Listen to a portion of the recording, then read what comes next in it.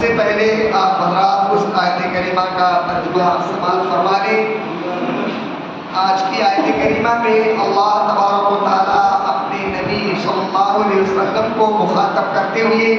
ارشاد فرماتا ہے کہ آپ ان یہودیوں سے پوچھیں، آپ حضرات قریب آ جائیں، آپ ان یہودیوں سے پوچھیں کہ وہ یہودی جو ہے آپ کو اس گاؤں کے لوگوں کے بارے میں بتا دے کہ جو گاؤں جو بستی سمندر کے کنارے آباد تھی، جبکہ وہ ہفتے کے بارے میں حد شرعی سے نکل رہے تھے اور اس وقت ہفتے کے دن ان کے پاس دریا کی مچھلیاں خوب ظاہر ہو رہی تھیں اور ان کے سامنے اچھل اچھل کے آ رہے تھے۔ جب ان کا ہفتے کا دن ہوتا تو مچھلیاں ان کے سامنے آتی اور جب ہفتے کا دن ختم ہو جاتا تو مچھلیاں غائب ہو جاتی۔ ایسے ہی ہم ان کو آزمائش کرتے ہیں اور امتحان لیتے ہیں تاکہ وہ بے حکمی کیا کریں، اور اس وقت کا حال پوچھئے اے نبی پاک صلی اللہ علیہ وسلم۔ جب ان میں سے ایک جماعت نے یوں کہا کہ آپ کیوں واضح و نصیحت کرتے ہیں ایسی قوم کو جو مانتی نہیں ہے، اور اللہ تعالیٰ ان کو ہلاک کرنے والی ہے اور اللہ تعالیٰ کی ذات ان کو عذاب، سخت عذاب دینے والی ہے، تو لوگوں نے کہا، ان لوگوں نے جواب دیا کہ تمہارے اور اپنے رب کے روبرو عذر کرنے کے لیے اور بات کرنے کے لیے کر رہا ہوں واضح و نصیحت، تاکہ جو ہے ہم بچیں اور ہو سکتا ہے متقی اور پرہیزگار بن جائیں۔ جب اس معاملے کو ان لوگوں نے بھلا دیا اور ہماری نافرمانیاں کی تو ہم نے ان لوگوں کو نجات دے دیا جو لوگوں کو منع کرتے تھے برائی سے، اور ان لوگوں کو پکڑ لیا جو شکار کرتے تھے اور زبردست پکڑ اور عذاب میں مبتلا کیا۔ پھر جب وہ جس کام سے ان کو منع کیا گیا تھا اس میں وہ حد سے نکل گئے تو ہم نے کہا کہ تم جو ہے ذلیل و خوار بندر بن جاؤ اور اسی طریقے سے عذاب میں مبتلا ہو۔ آیت کریمہ کا ترجمہ فرمائیں۔ دیکھیے نبی پاک صلی اللہ علیہ وسلم کی خدمت میں کچھ یہودی آئے اور آنے کے بعد آپ صلی اللہ علیہ وسلم سے کچھ بات پوچھ رہے تھے، تو آپ صلی اللہ علیہ وسلم نے جو ہے وہ یہ آیت کریمہ پڑھ کر کے سنایا کہ تم تو ہمارے احوال و قوائف کو، ہمارے اوصاف کو، ہماری حالت زندگی کو سب جانتے ہو، اور تمہیں کیا پتہ نہیں ہے ان بستی والوں کا واقعہ کہ جن کو اللہ تعالیٰ نے کہا تھا کہ ہفتے کے دن کا احترام کرو، عظمت کرو، شکار نہ کرو، ان بستی والوں نے نہیں مانا۔ جن لوگوں نے مانا وہ کامیاب و کامران رہے، اور جن لوگوں نے شکار کو چھوڑ دیا، شکار کیا اور یا لوگوں کو منع نہیں کیا، ان کو اللہ تعالیٰ نے بندر بنا دیا۔ واقعہ یہ ہوا، سنیے غور سے، واقعہ کیا ہے؟ حضرت موسیٰ علیہ السلام کے بعد 1000 سال کے بعد، کتنا؟ یعنی حضرت عیسیٰ علیہ السلام سے تقریباً 1000 سال پہلے کا واقعہ ہے حضرت داؤد علیہ السلام کی قوم کا۔ حضرت داؤد علیہ السلام کی یہ قوم دریائے شور کے پاس آباد تھی۔ دریائے شور تاریخی اعتبار سے مدین اور بحر قلزم، دریائے قلزم کے قریب ایک دریا چھوٹی سی، وہاں ایک بستی ہے۔ وہ بستی تقریباً 70,000 تھے اور ایک روایت کے مطابق 12,000 لوگ تھے۔ 70,000 والی جو روایت ہے مجھے کچھ جو ہے وہ غلط لگ رہی ہے، بہرحال 12,000 میں تو کوئی شک نہیں ہے، اس لیے کہ عیسیٰ علیہ السلام سے 1000 سال پہلے کی جو آبادی تھی وہ 70,000 اس چھوٹی سی بستی میں مشکل تھی. بہرحال 2 قول لکھے ہیں کہ 70,000 یا 12,000 لوگ تھے. اس دریا کے کنارے، دریائے شور کے کنارے آباد تھے. اللہ تعالیٰ نے ہفتے کے دن یہودیوں کو بطور تعظیم کے عبادت کرنے کے لیے کہا تھا. جیسے امت محمدیہ کو اللہ تعالیٰ نے جمعہ کے دن خاص کیا ہے عبادت کے لیے اور اللہ کی تعظیم اور بڑائی بیان کرنے کے لیے، ایسے پوری یہودی قوم پر اللہ تعالیٰ نے جو ہے وہ ہفتے کے دن یعنی سنیچر کے دن اس کی تعظیم کرنا، اس دن چھٹی کرنا، اس دن اللہ کی عبادت کرنا، اس دن نماز پڑھنا، اس دن اللہ کی تسبیحات کو بیان کرنا اور اس دن جو ہے اللہ کے ذکر میں، اللہ کے فکر میں، اللہ کی معرفت میں اور اللہ کے دھیان میں پورے دن کا گزارنا فرض تھا. اور ایسے ہی اللہ تعالیٰ نے اتوار کے دن قوم عیسیٰ کو پورا دن چھٹی کرنے کے لیے کہا ہے. اس دن اللہ کی عبادت کرنے کے لیے، اللہ کی بڑائی اور عظمت بیان کرنے کے لیے بیان کیا ہے. بہرحال وہ قوم جو سمندر کے قریب آباد تھی، اس دن جو چھٹی کا دن تھا، سنیچر کا دن، کام کاج کرنا، مچھلیوں کا شکار کرنا اور ایسے ہی اللہ کی یاد سے غافل رہنا ان کے لیے حرام اور ناجائز تھا. اللہ تعالیٰ نے اس قوم کو اس طور پر امتحان لیا کہ خاص طور سے فرمایا کہ یہ دن چھٹی کا ہے اور ہماری یاد کرو، ہمارا ذکر کرو اور جو وقت کی عبادت فرض ہے وقت کی عبادت کرو اور چھٹی رکھو اور خاص طور سے دریا کا شکار نہ کرو. کچھ دن تو قوم مانی اور دریا کے کنارے نہیں جاتی تھی. جب اللہ تعالیٰ کی طرف سے کسی دن یا کسی موقع اور کسی وقت پر پابندی ہوتی ہے تو وہ آزمائش قریب ہوتا ہے، وہ امتحان قریب ہوتا ہے. ایسے ہی اللہ تعالیٰ نے اس دن بنی اسرائیل جو حضرت داؤد علیہ السلام کے قوم میں سے تھے،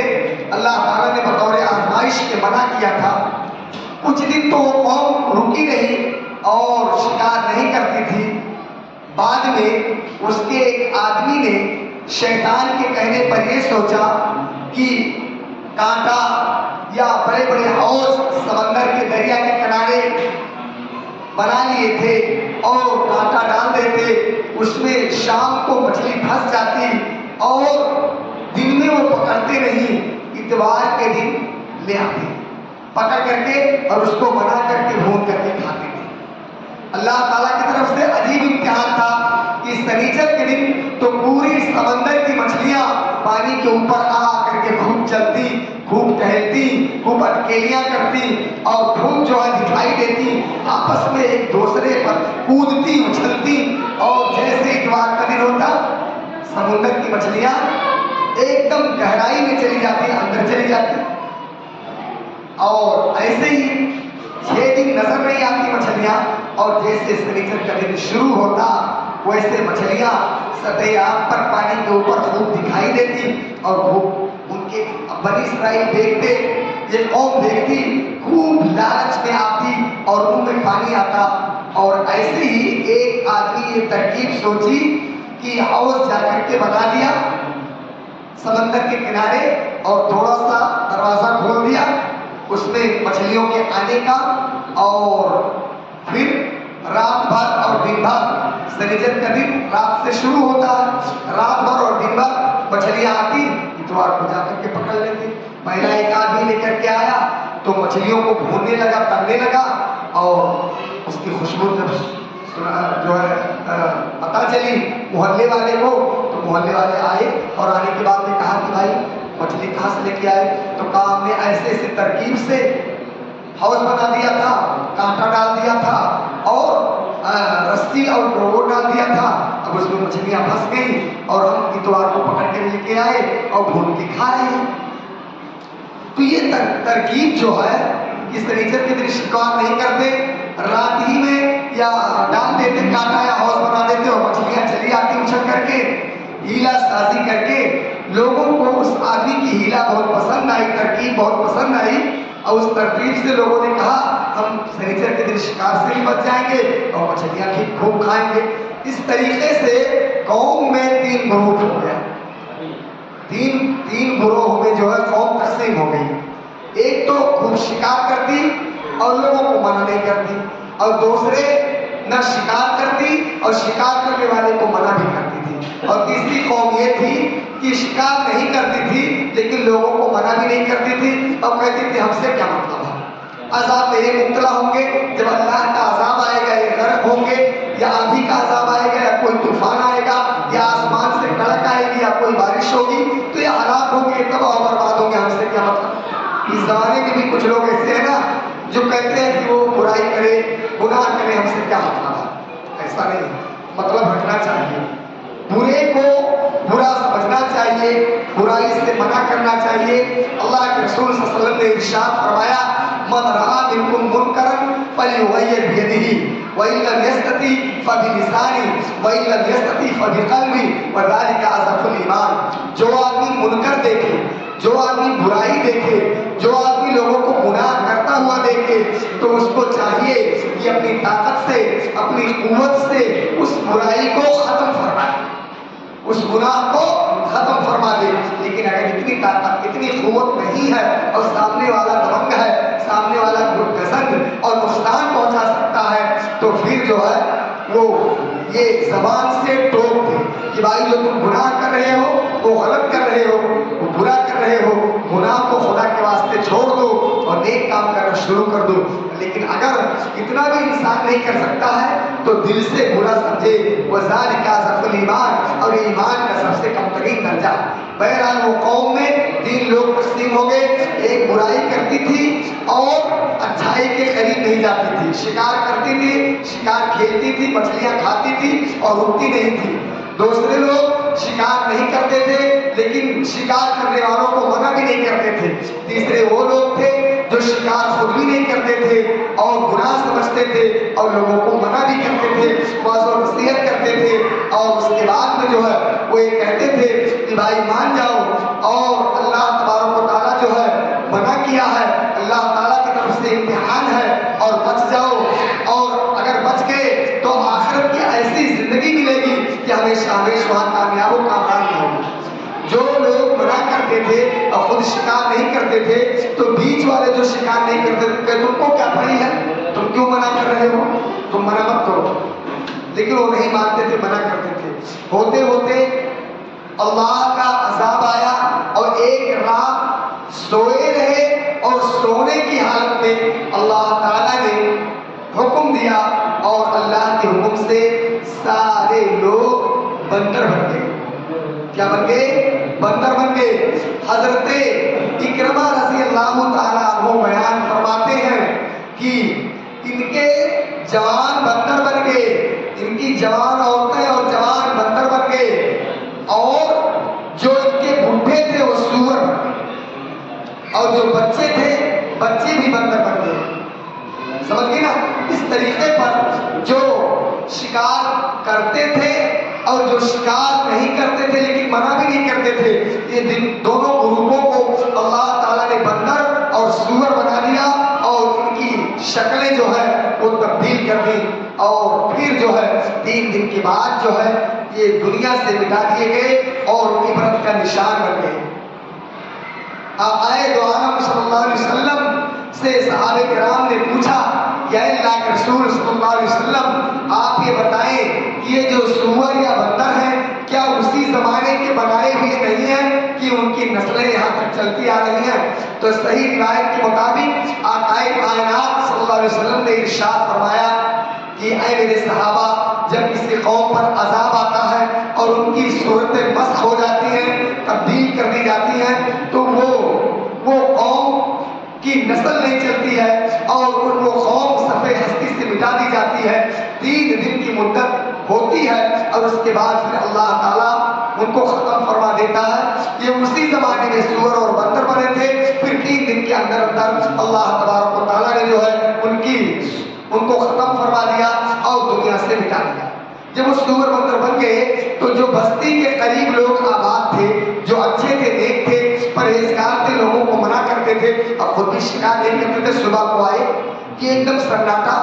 لوگوں کے دروازے گھروں کے بند ہیں، چلے دیکھیں تو آ کر کے دیکھے تو سب کے دروازے بند تھے۔ ایک آدمی کو سیڑھی لگا کر کے اوپر چڑھایا گیا اور وہ آدمی کود کر کے گھر کے اندر گیا، دیکھا دروازہ کھولا تو سب بندر بنے ہوئے تھے اور سب سور بنے ہوئے تھے، سب چل رہے تھے۔ چنانچہ اندر جا کر کے سارے لوگ جو ہے سب کے دروازوں کو کھولے تو یہ تو نہیں پہچانتے تھے جو لوگ انسان تھے، جو لوگ نیک تھے، لیکن جو بندر اور سور بنے تھے وہ اپنے رشتہ داروں کو پہچانتے تھے۔ ان کے پاؤں پہ آ کر کے لوٹنے لگے اور رونے لگے اور دھڑکنے لگے۔ تو نیک لوگ کہتے تھے ہم تم کو منع کرتے تھے شکار کھیلنے سے، شکار کرنے سے، تم نے نہیں مانا، تم نے خدا کو، خدا کے عذاب کو، خدا کی باتوں کو جھٹلایا، ہیلا سازی کیا، آج تمہارا نتیجہ اور یہ انجام ہے۔ وہ روتے اور لوٹتے رہے اور 3 دن کی بات ختم ہو گئی۔ میرے بھائیوں، اس آیت کریمہ سے یہ مطلب ہے کہ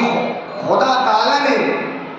ایک احکام دیا ہے اپنے بندوں کو، پورے انسانوں کو، امت محمدیہ کو اور ہر دور کے لوگوں کو، کہ حلال کیا ہے، حرام کیا ہے۔ حلال کو اپناؤ، جائز کو اپناؤ، ناجائز کو چھوڑ دو۔ لیکن جو لوگ ہیلا اور بہانہ کر کے ناجائز کو جائز بنا کر کے عمل کرتے ہیں، یہ آیت کریمہ ان لوگوں کے لیے چیتاونی ہے اور سخت وعید ہے کہ جس طریقے سے اس قوم نے ہیلا سازی کیا اور مچھلی کے شکار کو جائز قرار دے کر کے شکار کر کے جو ہے عذاب کو مول لیا، اگر ہم امت محمدیہ کے لوگ بھی کسی بھی حکم میں حکم کو نہ مانتے ہوئے حلال کو حرام کرتے ہیں اور حرام کو حلال کریں گے اور ہیلا اور بہانہ کریں گے تو ایسا عذاب ہمارے اوپر بھی آ سکتا ہے۔ اس لیے اس وعید کو سمجھیں، اس چیتاونی کو سمجھیں اور کسی بھی شرعی حکم کو جو حلال ہے اس کو حرام نہ کریں اپنے من مرضی سے، اور جو حرام ہے اس کو حلال اور جائز نہ کریں۔ اسی میں ہماری پوری قوم کی، پوری امت کی جو ہے بھلائی کا راز مضمر ہے۔ اللہ تعالیٰ عمل کی توفیق عطا فرمائے اور اس جو ہے بستی والے جو قوم اسرائیل ہے، قوم اسرائیل سے سبق لینے کی توفیق عطا فرمائے۔ اگر کسی کو کچھ